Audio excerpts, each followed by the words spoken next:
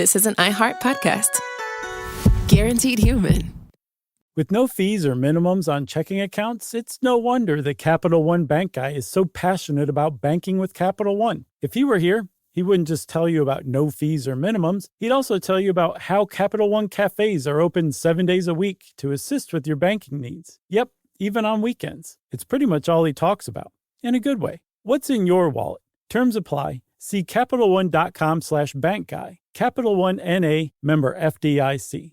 Work can be a little weird. Cringy training seminars, coworkers who won't stop talking about their plant, forgetting the mute button at an inopportune moment. We have to deal with a lot on any given workday. Sometimes it can feel hard to thrive and move forward in your career. Well, that's where LinkedIn comes in. LinkedIn helps you get ideas and insights from experts in your field, connect with people professionally, grow your network, and access tools designed to help you find the right fit for your next role. Whether you're just getting started, figuring out your next move, or looking to accelerate your career, LinkedIn is built to support you at every stage, because LinkedIn is the network that works for you. Visit linkedin.com/knowstuff to learn more.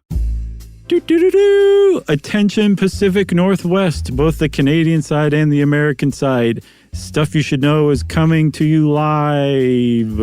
That's right. And this, combined with Seattle and San Francisco, which we've just completed, will be our only true West Coast dates this year. So true. So if you are anywhere near Portland or Vancouver, then come on out and see us. Yep, so we're going to be in Vancouver at the Chan Center on Sunday, March 29th. And then the next night, we're going to go on down to Portland. And this time, we're going to be at the Arlene Schnitzer Concert Hall, which is a beautiful room. We'll be there for the first time. And that's going to be on Monday, March 30th. That's right. We've stepped it up in venue size, so don't make fools of us, please. Right. So you can go get tickets and all the info you need at sysklive.com. Welcome to Stuff You Should Know, a production of iHeartRadio's How Stuff Works.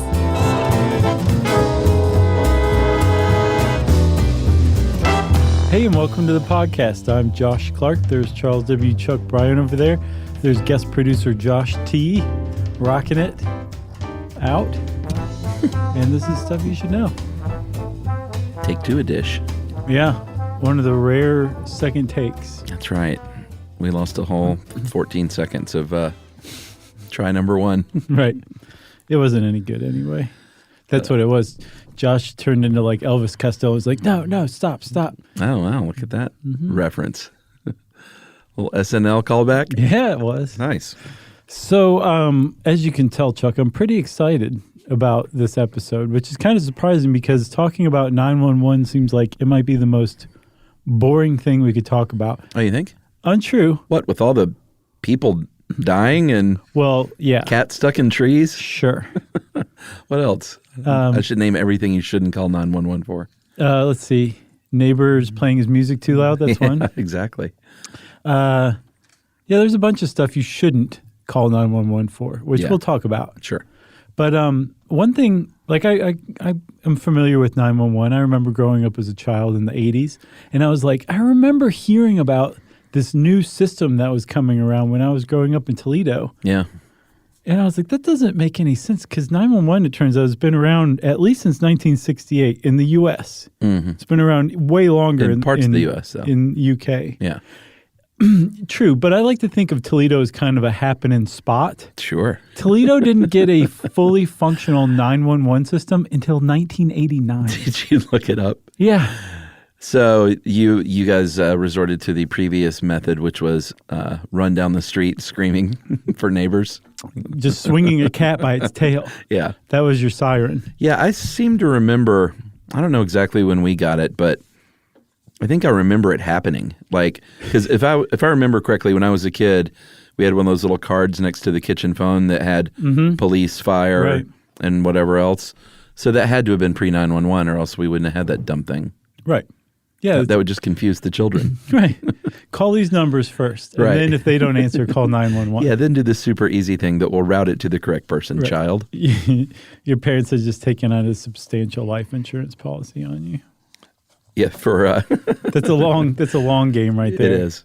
So Chuck, as new as 911 is, even though it seems old, right? Especially for our younger listeners, I would guess that it seems pretty They probably think it's been around since, horse and buggy days. yeah, Since rotary phone days. yeah. Right. So as old as it is or as new as it is, it's gotten pretty Robust? very robust.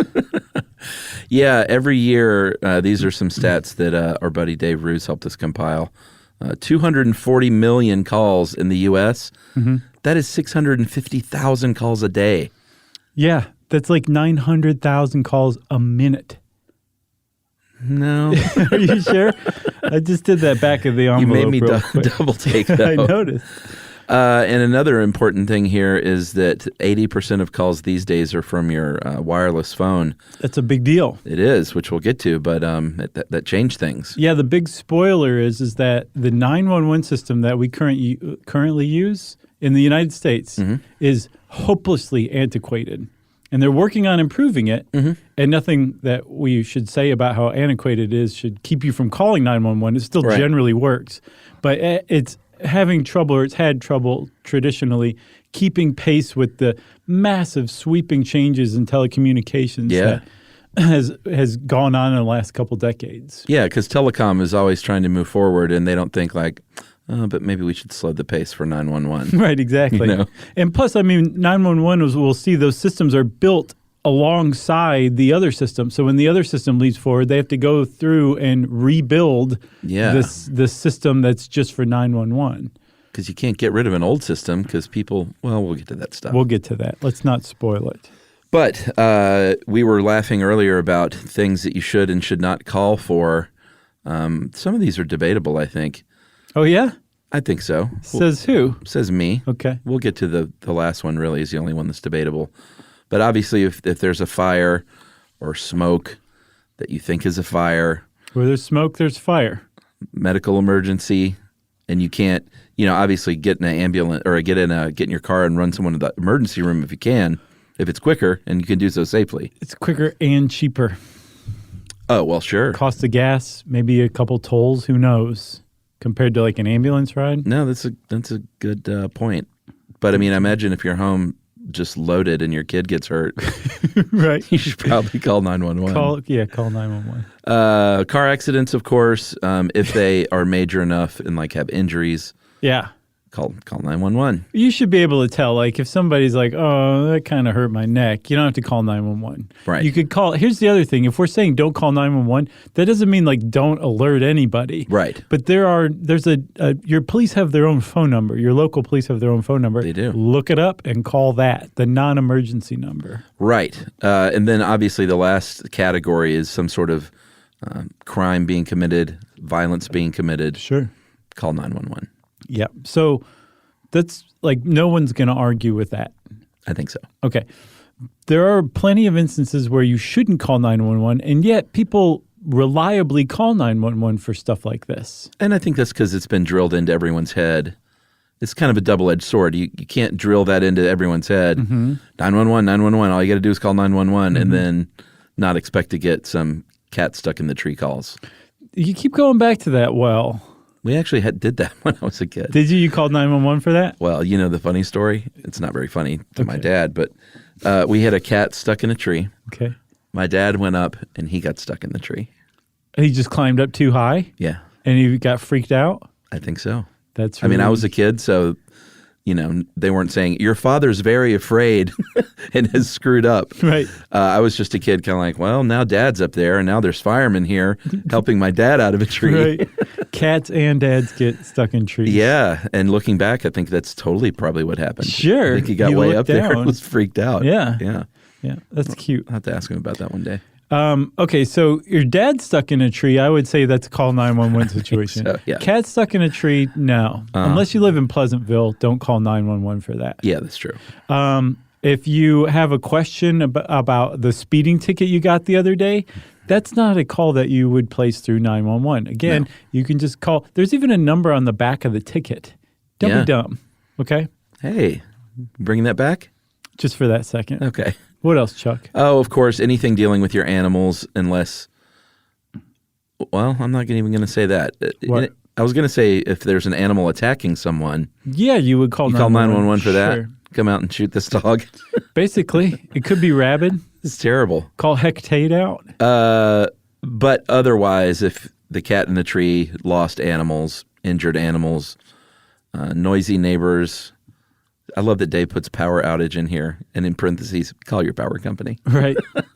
It's that last one I think is a little, it kind of opens a can of worms, and that is the suspicious person thing. All right. Because, they say to call for suspicious activity, which theoretically is a suspicious person. Right. I think the distinction is, and what we see, and we'll get into this later, racial biases, people in neighborhoods calling the cops on someone because they're black and walking down my street. Right. Which happens. Right.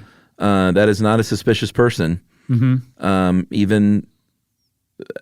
there's nothing going on, I know people try to justify it, but then local police say, hey, always call us if you think something might be going on. Right.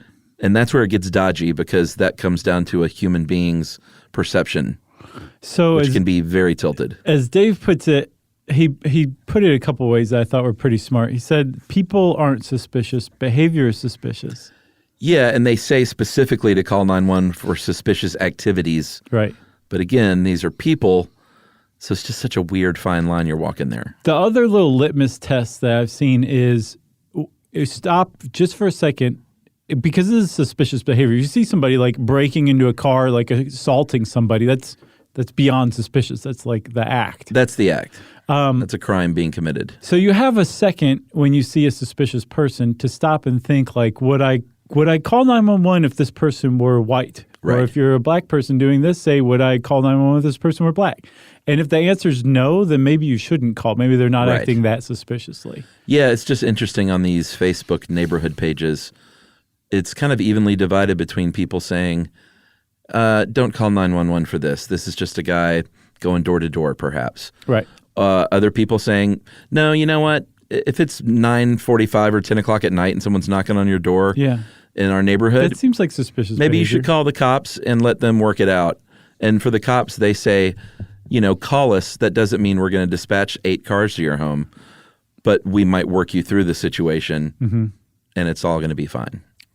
Yes. But this is the only one where I thought was a little bit like, you shouldn't just say, like, don't call 911 when you see a suspicious person.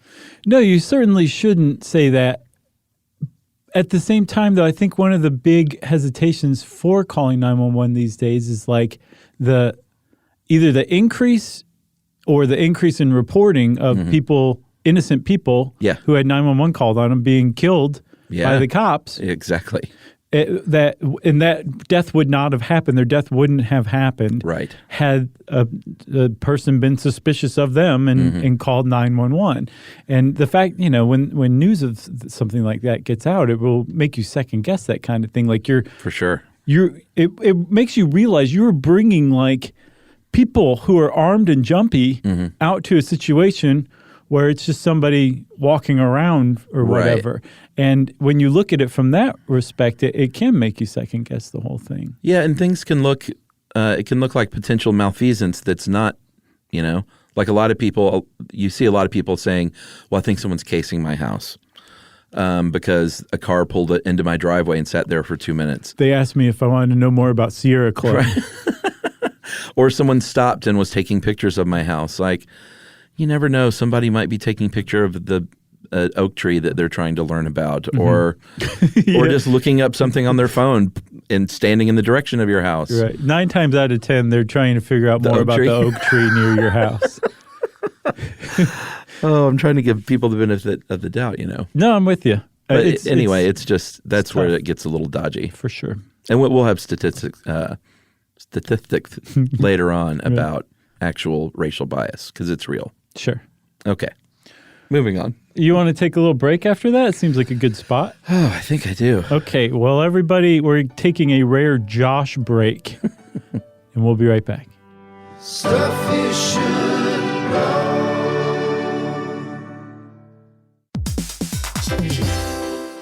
Hey, everybody. We're here to talk to you about Wayfair, who believes that spaces should be functional, they should be comfortable, they should be well-designed. and they can be well designed by you with their help. Your updated space should feel more comfortable, inviting, and practical for everyday use. And we're talking about outdoor seating. We're talking about grills. We're talking about major appliances. If you need storage solutions, Wayfair can help you out. Patio lighting, rugs, decor. It is your one-stop shop for home. Yeah, I mean, it's getting nice out, so it's time to think about living outdoors for the next few months. And Wayfair knows that outdoor furniture, it's heavy, it's intimidating to assemble. So Wayfair has stepped in and said, we're going to handle the hard part so you don't have to. That's right. You can shop Wayfair Verified, your shortcut to the good stuff. And that means their team of product specialists are going to vet everything by hand using a 10-point inspection, testing things like, quality materials, functionality, and features, and even how long it takes to build that piece of furniture. And the overall experience save time, reduce hassle, and improved convenience. Patio season is here, and these deals won't last. So head to wayfair.com right now to get your outdoor space ready for way less. That's WAYFAIR.com. Wayfair, every style, every home. Hey everybody, I want to talk to you a little bit about Tide Evo because it represents over 10 years of innovation and product development. Tide Evo is a first-of-its-kind technology where tens of thousands of minuscule fibers are spun together to form a 6 times powerful layer packed with scrubbers, brighteners, pre-treaters, and fresheners. And that's going to deliver a breakthrough clean that's so powerful it feels like magic. Yeah, it is kind of like magic. Tide Evo is revolutionary. A 100% concentrated, waterless laundry tile that's made of compressed microfiber soap layers rather than liquid or powder. And it's not like pods or sheets because it uses 6 layers of detergent fibers to deliver superior cold water cleaning without plastic packaging of any kind. And it provides a mess-free, lightweight solution that dissolves lickety-split. So whenever you run into a laundry challenge, turn to Tide Evo. It's revolutionary. It's magic. Try new Tide Evo. Real laundry magic.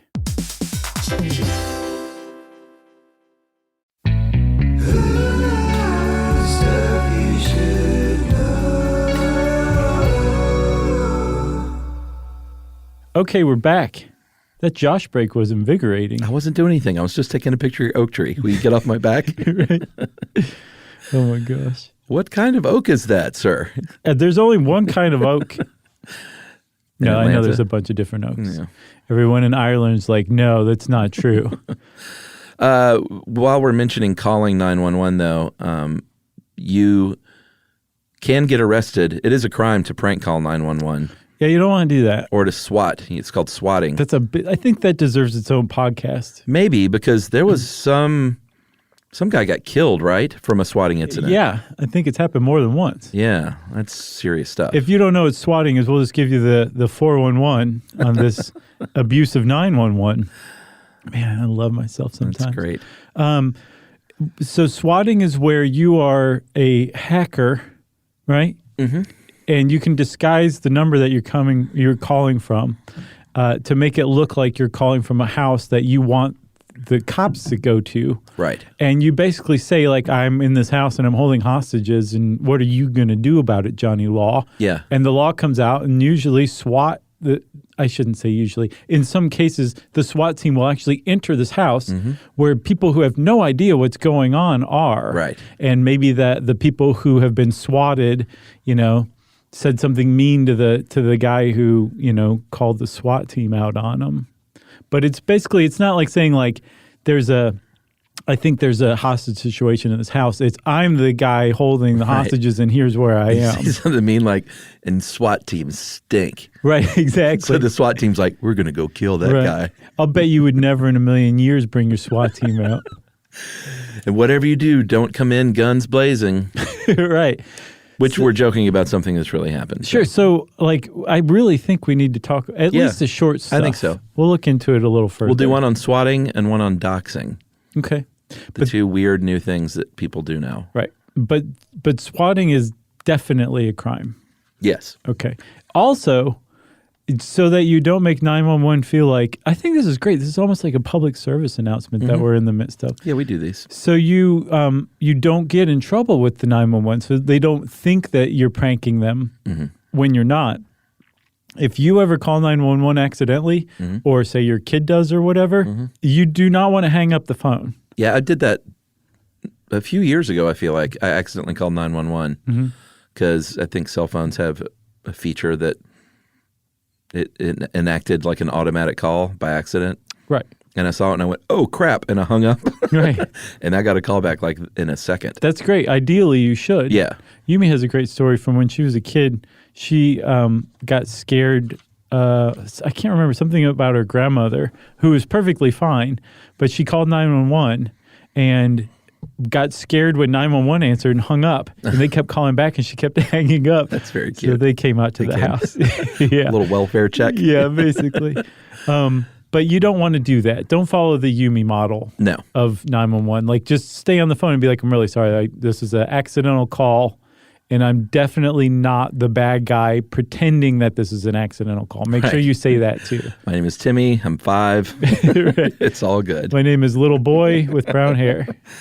So I think the history is fairly interesting because England started not 911, No. but their version, which is 999, way back in 1937 in London. I didn't know this. I didn't know it either, but they were the first city in the world that created the 3-digit model. Apparently, as the story goes, there was a fire in downtown London, and people tried to get through the fire department, and they were put on hold and switched around. And so they said, the town crier came out and said 999 is the answer. Yeah, so 999, it's easy to remember. Sure. I guess no one else was using 999 at the time. But this is back in the day of rotary phones, right? Oh, yeah. So that was a burden to dial 999 with a rotary been dial 111. phone. Should have been, for sure. Yeah. I just thought that was kind of clumsy of them. A little bit. Clumsy of the Brits. But let me see here. I think it was a 12-mile radius around London at first. After World War II, and went wider. Mm-hmm. And because, Britain liked to do a little world conquering, you can find 999 in cities all over the world. Yeah. Where where England has left their imprint. That's a way to put it for sure. Yeah. And the U.S., of course, said, well, we're not going to let the Brits outdo us. You're going to do Brexit? Hold my beer. Yeah, we're going to wait 20-something years and do it ourselves. Right, exactly. So I think in 1957, the Fire Chiefs Association, the National Association of Fire Chiefs, I was way off, they said, hey, we should come up with an easy-to-remember 3-digit number for people to report fires. And other people said, hey, that's a great idea. We'll do that to report emergencies. Mm-hmm. And the Fire Chiefs Association said, no, just fires. Yeah, right. Luckily, no one listened to them. Well, they didn't listen to the just fire part. That's right. And then a couple of years after that, or maybe, a few years later, the National Academy of Sciences said, this is actually a really good idea. We should do this for calling ambulances too. And then finally, a presidential commission on law enforcement and the administration of justice said, no, all emergencies should have a 3-digit, easy-to-remember number. That's right. So the FCC says, who should we get in touch with here? How about AT&T? Yeah. Because these were the days of phone monopolies. Right. Or phone monopoly. Mm-hmm. It was just one, right? No, I think... When did they break up the phone companies? I think it was before this. Okay. Because they broke them up into the different bells, right? Yeah. Or were all the different bells part of one big phone company? That's right. The Liberty Which Bell. one? I just said two different things. The Liberty Bell, the Southern Bell. Yeah. Bell from Pacific Bell. Pacific Bell, the bell from Beauty and the Beast. Right. All the bells. Albuquerque Bell. Sure, why not? You Can Ring My Bell. That's a good one. That's a good song. It's a good one. But I think More by Andrea True Connection is far better.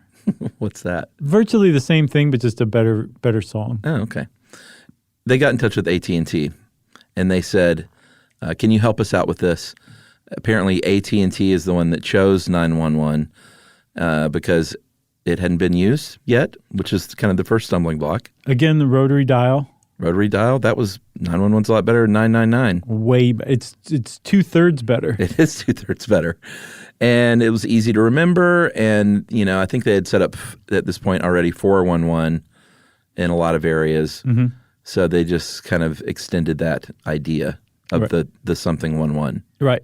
So this really surprised me. The first 911 call that was ever placed in the United States? New York City, You would think so. Washington, D.C. No. Chicago. What else you got? Chicago. You already said that one. Okay, I don't know. What about Los Angeles? Yeah, why not? What about Albuquerque? They're doing fine. Okay, no, none of those are correct. Haleyville, Alabama was the site of the very first 911 call. Yeah, that's a good little trivia question, I think. That is pedal to the metal. By the way, I recently watched, I had recorded all those Jeopardy shows with Ken Jennings on there, the Champions run. Mm-hmm. That was some of the better TV I'd seen in a while. Really good stuff. Oh, yeah? Well, I mean, if you're a Jeopardy fan, it was as good as it gets. Like the smartest competitors and like big time drama. Because they had to bring it on those daily doubles. It wasn't like a regular show. Mm-hmm. Like they were daily doubling on like $20,000 and stuff. Ooh. Like it was really tense. Wow. Like good drama. Yeah. It was so cool. Because I think Ken knew that other guy, the Holzhauser guy, was a gambler, and he made his name for really just going all in. And Ken knew this, so he had to do the same. Well, sure. In order to beat these chumps. If you're playing a gambler, you get dragged into gambling whether you want to gamble or not. Bring it in there. You know? It's good stuff. Anyway, good trivia question. It's probably been on Jeopardy. Haleyville, Alabama it was kind of a publicity stunt. It sounds like. So the little phone company there, the Alabama Telephonico, basically said that's pretty funny. AT&T is about to do this. They're about to launch this 911 system. We want to jump on it and adopt it first. So we're going to set this up as fast as we can. Because here's the thing. We'll find out more about this in a minute. But there's no national 911 system. Yeah. Everywhere in the United States, 911 reaches an emergency dispatcher or an emergency operator. But each system is local, regional at best. Right. So Haleyville, Alabama could jump on this and set up their own system and get started, and that's exactly what they did. That's right. February of 1968, they had a state senator named Rankin Fite. He dialed 911 as obviously as it's like a photo op or video op. In other words, there wasn't an emergency. Sure. It's like, man, what a coincidence that the state senator had the first emergency. And happened to be standing next to the special phone. That's right. They had a special bat phone, a red phone, and I think an Alabama congressman was on the other end at the police station. Congressman Tom Bevel, known as the Pork King. Really? Not just the Alabama Pork King, the Pork King of Congress. And the state senator said, Pork King, what are you doing at the police station? I've got an emergency. And he said, are we really going to do this bit? I would force whoever's on the other line to do it. So, yeah, it was all just a big show to say, hey, we did it first. They did it a week later. They still have a big festival every year, too. Sure. A 911 festival. I wonder if they reenact this famous phone call. Oh, man, if we could play those two parts. I'm the Pork King. How great would that be? Forget drunk history. Just put us up there. That's cool. And when I say forget drunk history, I mean we very much want to be on it. Are we still pursuing that? No, I mean just by occasionally yelling out of my window every now and then. Okay. So why not us? The crickets are deafening. Yeah. I'm surprised no one said like, hey, this is a natural fit. These guys are great storytellers about history. They can get drunk with the best of them. Well, we've been saying this for years. No one's listening. So Nome, Alaska, about a week later, did the same thing, and we're the second city. And then throughout the 70s and 80s, it kind of started rolling out. But it takes a while to get this kind of thing going. It does, because, again, it's a local, again, at best, regional system, okay? And your local city might not have the money to put in a new telecommunications system. Yeah.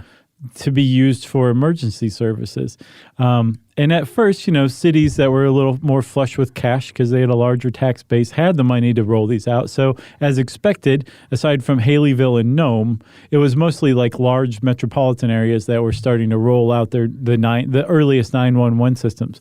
But the Robert Wood Johnson Foundation, which was the foundation based on Johnson & Johnson's company, they took an early interest in this and started handing out grants to rural areas to set up their own 911 systems. So, ironically, Haleyville, Alabama, had it not jumped on it, probably still wouldn't have a 911 system were it not for the Robert Wood Johnson Foundation doling out grants to small towns around the country for their own. Yeah, because they were like, you know what? People call 911. They go to the hospital. Mm-hmm. They can be using Johnson & Johnson products.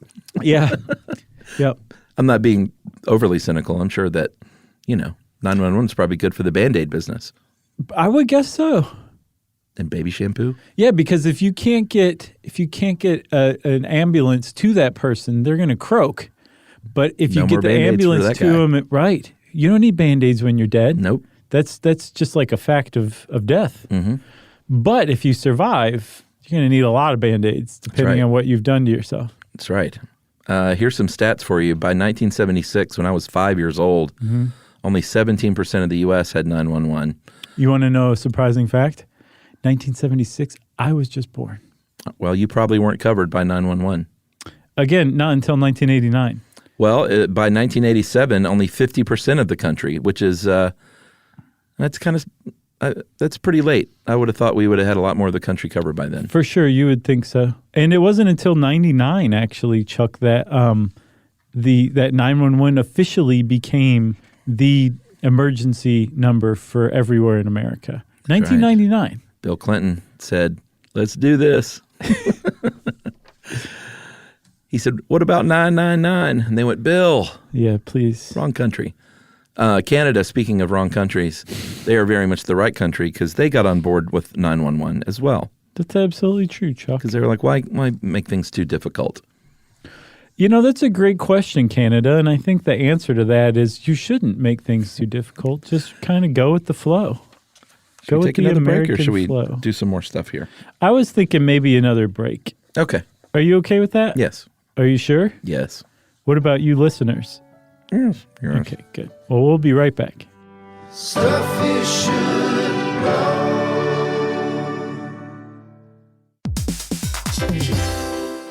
Hey, everybody. I want to talk to you a little bit about Tide Evo because it represents over 10 years of innovation and product development. Tide Evo is a first-of-its-kind technology where tens of thousands of minuscule fibers are spun together to form a 6 times powerful layer packed with scrubbers, brighteners, pre-treaters, and fresheners. And that's going to deliver a breakthrough clean that's so powerful, it feels like magic. Yeah, it is kind of like magic. Tide Evo is revolutionary. A 100% concentrated, waterless laundry tile that's made of compressed microfiber soap layers rather than liquid or powder. And it's not like pods or sheets because it uses 6 layers of detergent fibers to deliver superior cold water cleaning without plastic packaging of any kind. And it provides a mess-free, lightweight solution that dissolves lickety-split. So whenever you run into a laundry challenge, turn to Tide Evo. It's revolutionary. It's magic. Try new Tide Evo. Real laundry magic.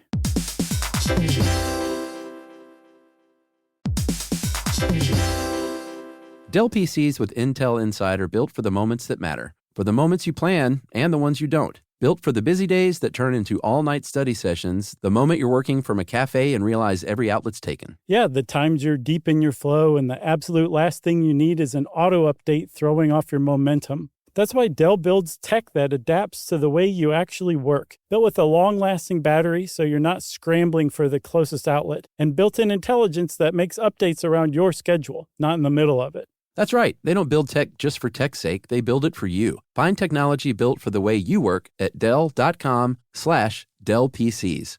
Built for you.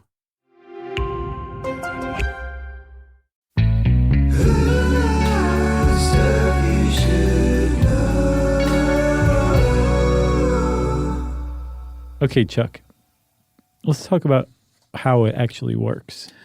Yeah, in the early days, obviously it was all landline telephones. So when your call got routed to the switchboard, which was a 911 switchboard dedicated to that, they would patch you across phone lines that were dedicated to 911 to what's called a PSAP, a public safety answering point. And at the time, they were a lot of times like in the fire department or in the police station. Right, so they could just turn in their chair and be like, Sarge, dispatch some people to this address. We got a suspicious person staring at oak trees. Right. Again. Right. And like today, a 911 dispatcher is a highly trained, highly skilled person. There's a lot of stuff going on. It's like a flight attendant. Remember when we've learned like flight attendants are actually trained to save your life in an emergency, and they just hand out peanuts as like a side thing? Right. This is basically the same thing with the 911 operator, call taker.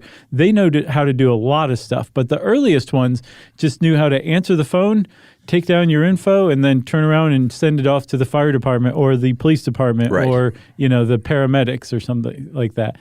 They'd be like, okay, I got to go. All right, I'll see you. Bye. Right. And then they would get off the phone. And that evolved to the call center. That evolved to what was called Enhanced 911, which was in the 1970s, again, driven by telecom advancing with AT&T with new technologies. They developed ANI and ALI, automatic number identification and location identification. ANI is just caller ID. That's what everybody calls caller ID. Yeah. Remember those cute little boxes that you could plug your phone line into? Sat on your little table. Show you in some little terrible readout. Yeah. Basically dot matrix readout. Yep. Who was calling? Yep. Pretty neat. And then it was on your handheld cordless phone. Right. You could look at it, and that was like, whoa, we're living in the future. Rich. Or the answering machine now is digital. We don't need those tiny tapes. Yeah, it's true. That was like a big revolution, too. That was huge. Amazing. Because you could leave as long a message as you wanted now. Yeah. But you couldn't get that clever, nobody's home, nobody's home. Sure, you're still recording your outgoing message. Right. You could sing it, but they actually had that tape you could buy that you could put in there. Yeah. There was one that was like a whole mixtape of them. Of just like gag answers? Oh, boy. You don't remember that? Not really. There was a very famous ad that ran. Really? Yeah. Was it like, delight your friends? Basically, yeah. Wow. Yeah. That's pretty funny. So this enhanced 911 system, the automatic number and the automatic locator, that was a big deal because now all of a sudden, if you were a call taker for 911 and a call came up, on your little computer screen, it said what the number was and what the address was. And because everybody was calling from landlines, you knew exactly where that person was who needed help. That's right. It saved a bunch of time. It was a very huge life-saving measure. Yeah. I mean, when you think about people in an emergency, it could be everything from crippling fear, keeping you from even knowing where you are, to having been hit on the head and not being able to say where you are. Yeah, or you just can't speak. Yeah, and so that really, imagine that they spend a lot of time sometimes just trying to get through that first step of where are you? Right. So this was an enormous leap forward. In the 70s and 80s, it really kind of cemented how helpful and life-saving this 911 system could be. And then cell phones came along, and the rest of us kind of leapfrogged right over 911 because the cell phone carriers didn't have ANI and ALI. When you call 911, still to this day, from a cell phone, it does not come up what your number is or where you are in any specific way. And so Congress, or at least the FCC, said, hey, we need you guys to do something. Like, there's got to be something. It just can't be like, you have no idea where this person is in the country. Yeah. Because part of the other thing about the automatic locator that they had originally with 911 in the 70s and 80s is it would route you to the closest public safety answering point. Right. So that would be saving time too, because the person you're talking to is in the same area as you and knows the area you're talking about and can more quickly dispatch people. Right. With cell phones, it's not the case. Yeah, and Dave makes a good point. Even if they could have located like where your cell phone plan was or your phone was activated, you don't have to live in the city where that is. Right. You I could have be friends calling that have from LA numbers that work in the film industry here, Right. just because that stupid LA 310 or 323 makes them look like a more legitimate hire. Just so cool. It's so cool and so dumb. Right. But yeah, they would be like, you're in Atlanta? It says you're in Los Angeles. Is this a prank? Are you swatting me? Yeah. Yeah. So the FCC said, okay, you guys need to do something. So what they did was they came up with a triangulation where the closest cell phone tower's address comes up when you call. It's a good start. It is a good start, but if you're out in the sticks Yeah. The closest cell phone tower might be miles and miles and miles away. It's true. And even if it's not miles away, let's say it's a football field away. Well, if you're in a densely populated area, Yeah, and you're bleeding out. sure, That doesn't help. it does not help at all. But it gets you a little bit closer, and it helps to transfer your call or to route your call to the closest PSAP. Yeah. Okay. And then the other thing that they have them do now, phase 2 of this wireless enhanced 911, is it gives your GPS coordinates. Right. Which is so 90s, it's ridiculous. It is, and it's anyone- like MapQuest. Anyone who's ever waited on a ride share that thought you were down the street from where you were knows how accurate that GPS can be. Well, It's still great, but That's way more accurate than what 911's working with. well, they're just working with longitude and latitude points, right? Yeah, one of the big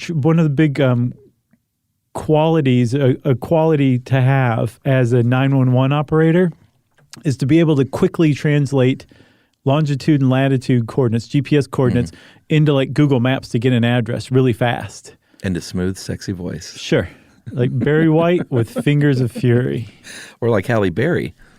with Who was- Barry White's fingers. She did you see that movie, The Call? No, She played a 911 call specialist in a movie, a thriller. It was good. was it? Wasn't great. Yeah, it was good. Okay. But Brad Anderson directed it. He's like a really quality director. Yeah, I know that name. But And it from seemed where? like this sort of, from what? What? You gonna call me out on that? I didn't hear you. From what? From where? Oh, I don't get what you mean. From where? Like what other? What other movies has he directed? Yeah. He directed a scary movie called Session 9. Oh yes. Okay. Well, then this guy's one of my favorites of all time. You know that movie? That's what. It's one of the best horror movies ever made. Yeah, I'm a fan of Brad Anderson because he has a range of genres. Like one of his early movies is this kind of spacey rom-com called Four Happy Christmases. Accidents that was great. Happy Accidents. Yeah, really good with Marissa Tomei and Vincent D'Onofrio, but it was a rom-com with a sort of a bit of a sci-fi twist to it. Oh, okay. And he did Trans-Siberian. He did Next Stop Wonderland was one of his first little indies.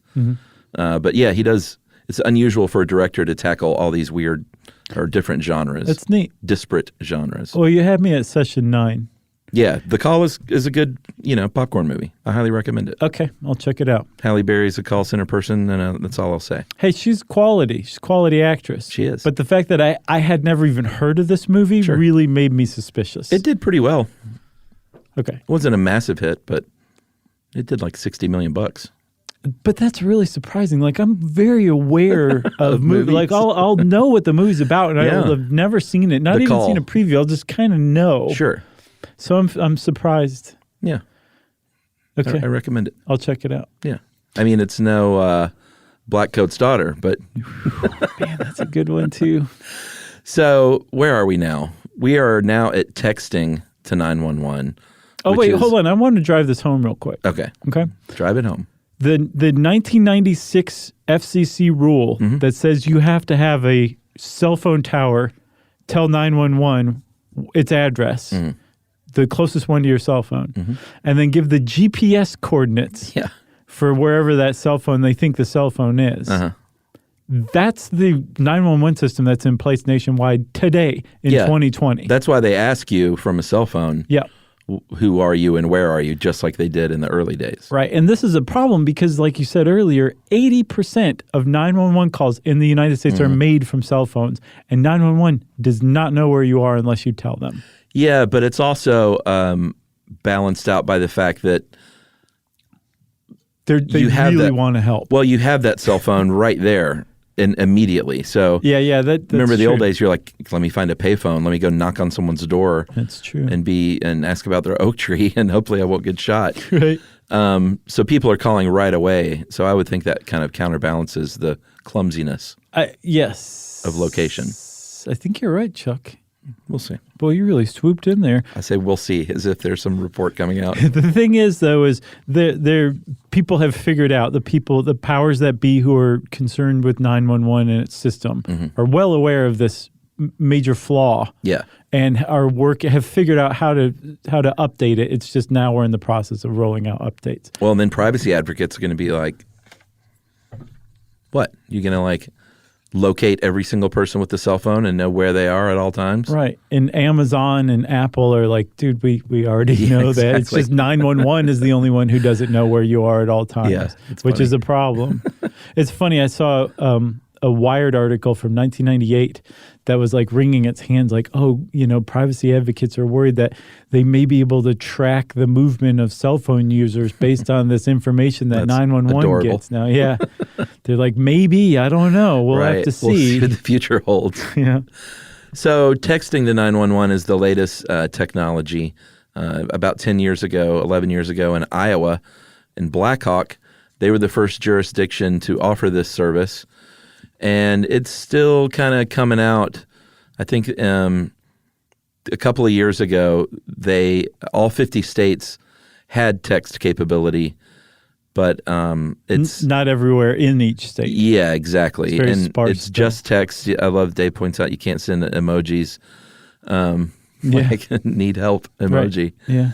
but you can't send text and video, and that kind of thing would be super helpful, I think. Right. So this is where we are in the next generation. It's literally called Next Generation 911, NG 911. And it's where 911 finally catches up to every other telecom company Yeah.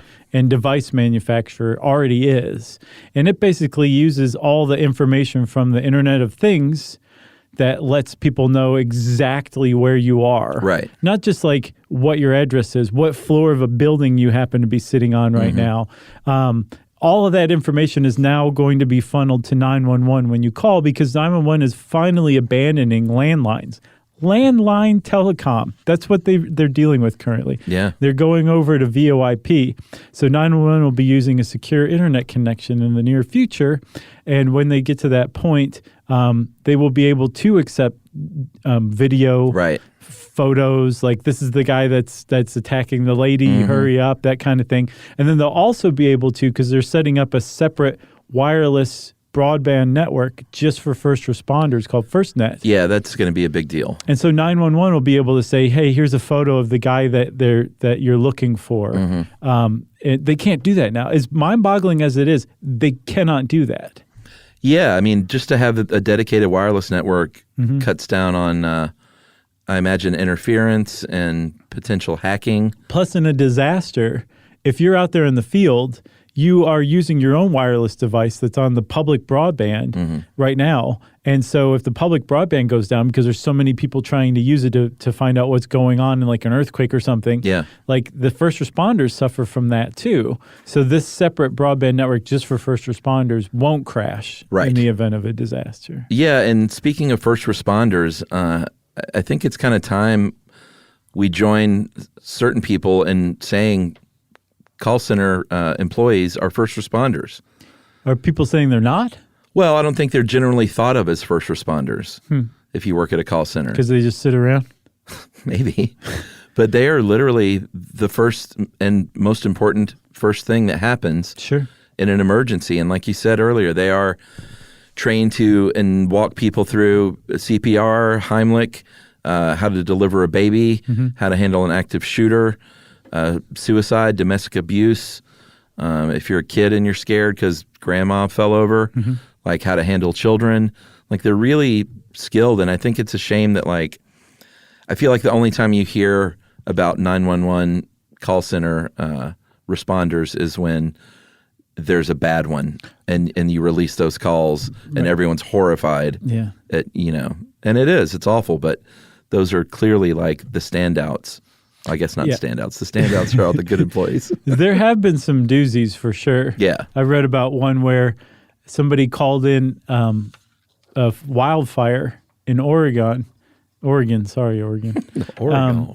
the 911 operator said, what you're seeing is probably just the play of sunlight on the fog. Right. It was like, how would you even know that? You're in a call center. I'm looking right at this thing. It's a wildfire. And like they didn't dispatch anybody. Yeah. And like a half hour or 20 minutes later, somebody else called it in. And by this time, it was like raging. There was the one lady drowning in her car too. That one was horrific. I didn't hear about that one. She was in her car that was going down. And I don't remember exactly what happened, but she was freaking out. Yeah. And I think the 911 person was just sort of dismissive, and it was really and kind of rude even. Wow. But, that makes the news, Right. not the 650,000 calls a day that go through and our lives are saved. No, absolutely. That's absolutely true. It's a great point. There are plenty of stories, though, of people of them just straight up doing hero stuff. Yeah. Going above and beyond. You should see Halle Berry in this movie.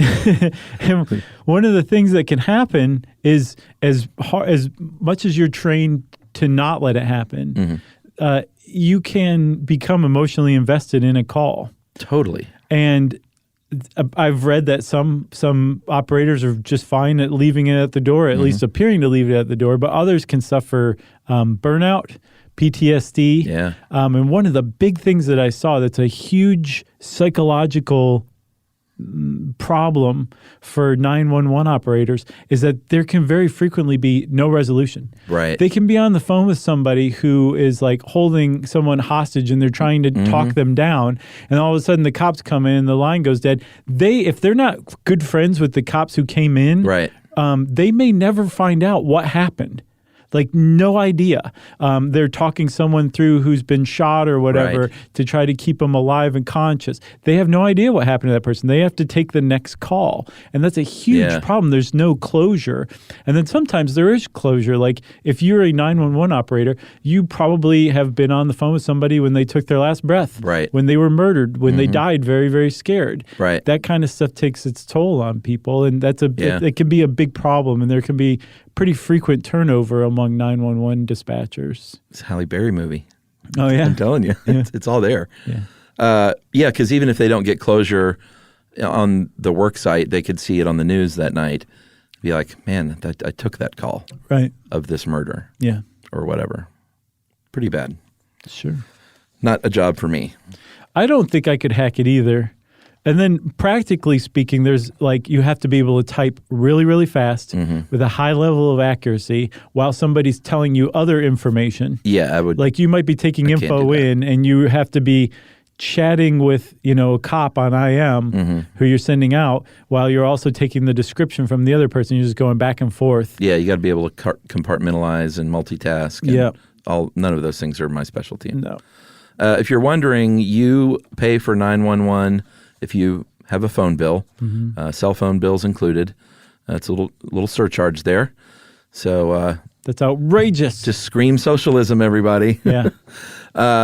And as far as those statistics we talked about earlier about the racial bias, of course, if you were a fan of Public Enemy, you remember the great song 911 is a Joke, That's a good one. Flavor Flav. Yeah. There was a study done by the ACLU in 2013. Residents of Grand Crossing, this is a Chicago study, African-American neighborhood on the south side, waited 11 minutes for a cop to come after a priority call, 2.5 minutes for the predominantly white neighborhood of Jefferson Park. And response times in that were 4.5 times slower in the black community. And there's, like I mentioned earlier with the people calling 911 on, just an African-American person living their life. There have been cases where people ended up dead because of that Right. After escalation, and that's just a pure tragedy. For sure. When you have something this massive and huge and it involves people at their worst moment of their life, a lot of stuff is going to kind of come out of it. There's a lot to 911, a lot of legends and myths and everything. But one of the things I saw that everyone seems to know about is that if you call 911 and pretend you're ordering a pizza, they will understand that you are in a position where you can't talk and they'll dispatch the police. Supposedly that's a myth, but it makes total sense, doesn't it? You've heard that before? I was just thinking of Die Hard. Oh, I don't remember that. There was that line where he's calling the 911 dispatcher. Well, I guess, I don't even think it was. I think it was an actual cop on the other end. And she's like, calm down, sir, and, it's not an emergency, whatever. And he said, what do you think I'm doing, ordering a pizza? Oh, yeah, that's right. And that might have been a reference to that. Maybe so. So what are you saying again? The urban legend is that if you, let's say there's somebody who's got a gun on you. If you can somehow get it to the point where you're like, hey, let's order a pizza right now, You could call 911 and say, "Hey, I'd like to order a pizza." And that's code for here's my I'm in trouble? address. And then, and then 911 will get what's going on and send the cops out. Apparently, that's not true. Okay. But there was an urban legend I saw in the UK with 999 that if you call and you don't say anything, that they will send someone out. And I think that is kind of widely believed over here in the US too. Apparently in the UK, that is true, but it's going to send you through a series of prompts if you don't respond. And if you press 55, you will be confirming that, yes, there's an emergency and you just can't talk right now, and they will send people out. If you don't press 55, then they won't. It'll just take it as like a accidental call. Well, and that's the big benefit. I don't even think we kind of brought up about texting to 911, because you might think like, because people want to text. Millennials. But there are plenty of cases where you can't talk. You're maybe in a domestic dispute. Or if you're hearing and you're impaired. hiding in a closet, or if you're hearing impaired, or if you've been kidnapped and don't want to use your voice out loud, or you're a scared child. Plenty of great cases to be made for texting.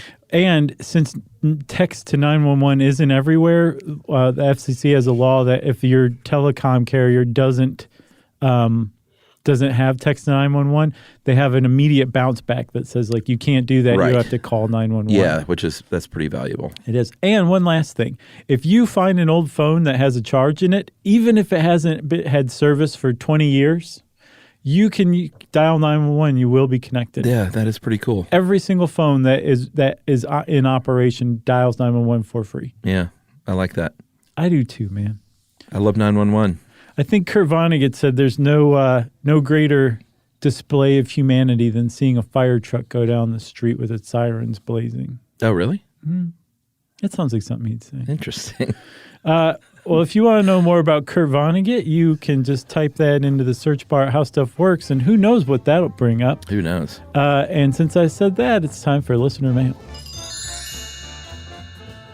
This is a response when we asked for examples of racism in today's military, and we heard from a range of people, I have to say, from this guy who... to the other guy. To the other guy. This guy said, I'll just tell you what this guy said in a minute, but other people have said that, yeah, they've seen some pretty bad racist stuff in the military, but they're isolated incidences just like in the real world. Gotcha. But this is what Matthew Applewhite says. Start off, I'm a white guy. I can't speak on everyone's experience while in the service, but during my 4 years, I saw more camaraderie between a mix of races than I ever see in my real life. It seems like this is the response that we got the most. The most, I think you're right. They taught us from the start in boot camp, Marine Corps, that you're all nothing and you will all become Marines. And with that in common, it gives the common ground between any race or nationality. They might often refer to African American Marines as dark green, implying, yes, they may have a different skin tone, but they're still green. And over the years in and out of training, you learn that everyone endures the suck and the hard times together.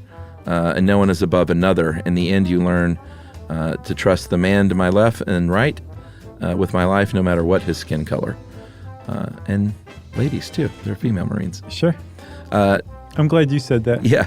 Now, saying all this, some prejudice from other people's upbringing do still remain. But most of the time, it is shot down very fast with harsh repercussions, and it is kept to a minimum. I made many friends from all walks of life that I would have never even imagined being so close to without the common ground we stood on or the hard times that we endured together. And that is from an avid listener named Matthew Applewhite. Thanks a lot, Matthew. We appreciate you letting us know. Thanks to everybody who wrote in to let us know. Virtually the same thing. Yeah, except for the couple of standouts. Yeah. Well, if you want to get in touch with us like Matthew did, you can go on to stuffyoushouldknow.com, and I think our social links are there. Who knows? But you can always get in touch with us via email at stuffpodcast@iheartradio.com. Stuff You Should Know is a production of iHeartRadio's How Stuff Works. For more podcasts from iHeartRadio, visit the iHeartRadio app, Apple Podcasts, or wherever you listen to your favorite shows.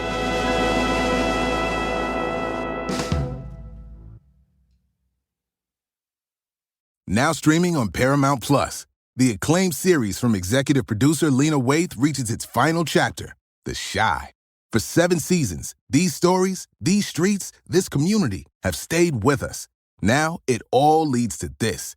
As friendships are tested, families evolve, and secrets refuse to stay buried. One thing is certain, The Chi is more than just a series. It's a legacy. Don't miss the final season of The Chi, now streaming on the Paramount Plus Premium plan. When you own your own business, you own every decision. Catch the red eye or take the 6 a.m.